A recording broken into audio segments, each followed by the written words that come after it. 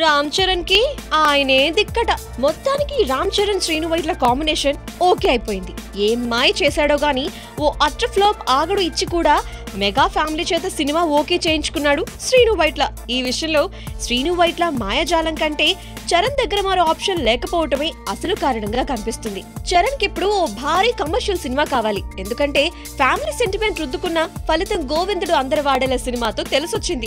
కొన్నేళ్ల వరకు ఫ్యామిలీ కథల జోలికి ఇక వెళ్ళడు. అంటే కమర్షియల్ సినిమా తప్ప మరో ఆప్షన్ లేదన్నమాట.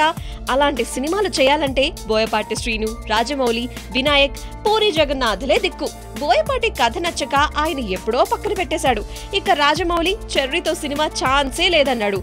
పూరిని గుడ్డుగా నమ్మే పరిస్థితే లేదు. ఆయనతో సినిమా చేద్దామన్నా పూరి కమిట్మెంట్స్ పూరికున్నాయి. వినాయక్ అయితే మరీ రూటీన్ కాంబినేషన్ అయిపోతుంది. అందుకే శ్రీను వైట్లే దిక్కయ్యాడు. చరణ్ ఏదో శ్రీనుకి ఫేవర్ చేస్తున్నారని అందరూ అనుకుంటున్నారు. కానీ శ్రీను లేకపోతే ఇప్పుడు చరణ్ కి సినిమానే లేదు. అది కథ.